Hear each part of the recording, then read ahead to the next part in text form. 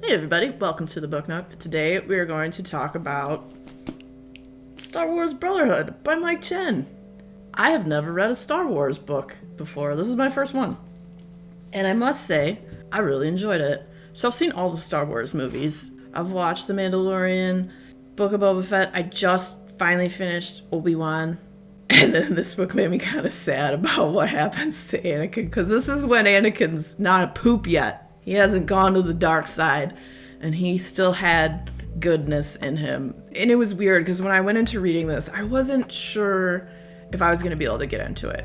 I don't know why, because I liked all the movies. Oh, I never saw Solo, if that matters. I've heard mixed reviews. Anyway, I don't know why I thought I wouldn't be able to get into this. I really like Mike Chen as an author because I read his last book, Light Years from Home. I also saw today that he has a new book coming out, Vampire Weekend, I believe it's called.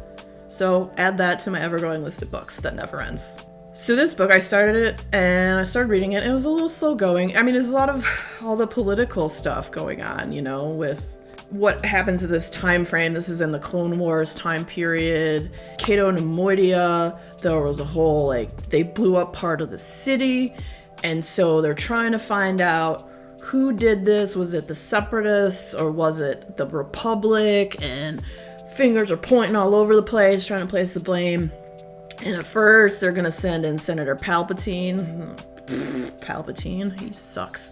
Anyways, and then they're like, no, that's going to cause more tension and this, that, and the other. So they decide they're going to send in Obi-Wan just by himself to try and calm things down, de-escalate, because the last thing they want is like this full blown out war. And at first, I was reading it and I'm like, you know, I'll read a couple chapters here and a couple there, and it was, you know, moving a little slow, but you got to get into like the story and the politics, obviously.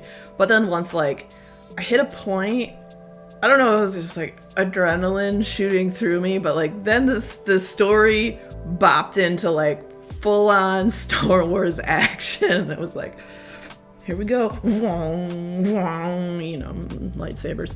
Obi-Wan gets there and he finds evidence and it's pointing at the Republic, so stuff doesn't look so good, but he needs to confirm this. And then, you know, you got this other character, Asajj Ventress, who is one of Count Dooku's, we'll call her one of his minions or puppets or whatever.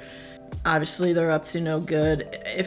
I feel like most people have seen Star Wars and kind of know what's going on, but if you don't, Count Dooku bad, Asajj Ventress bad, Obi-Wan good, the Jedi good, Sith bad. This is when stuff's starting to like pop off before it all goes to crap. This book really showcased the bond between Anakin and Obi-Wan, they basically frame him. This is Asajj Ventress, basically. She sucks, and she basically frames him. And they have to get out, and they're still trying to de-escalate everything, and it's the whole story of it. And if you've seen the movie, it follows along those lines, but you get into such deeper character development, and that's what I really love. Like, you meet just all these different characters. You have Rug Cornum, I don't know how to say that name. I hope I'm not butchering these. And she's one of the Neimoidians, and then you have this other guy, Qatar, who's kind of like her trainee or she's trying to like guide him in the right ways, and he gets sucked into Asajj Ventress's crap. And so you have all that, and then they talk about the Jedi Council, and you know, they have the characters of Mace Windu and Yoda, and so other characters. You have Anakin, and then one of the younglings that ends up coming along on this journey of things. Her name is Mill.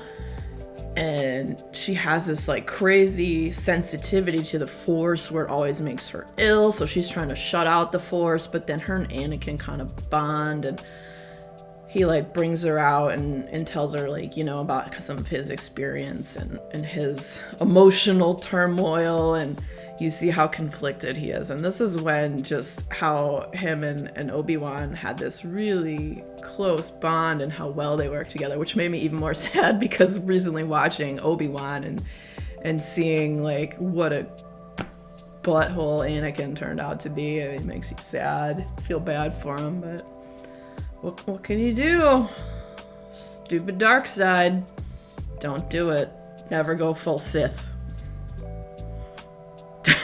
Only bad stuff can happen. So this book, I loved it, and I don't know if I read it by another author if I would have liked it as much. Who's to say? So now I guess I have to read another Star Wars book, right? I saw, okay, so Kirsten White, who wrote the book Hyde, I think she also wrote a Star Wars book, so I'm gonna look into that, because I liked Hyde quite a bit, so I'm gonna look into that. I gave this book 5 stars. I freaking loved it. It was so good. If you like Star Wars, and if you've read anything by Mike Chen and you like his style of writing, Brotherhood.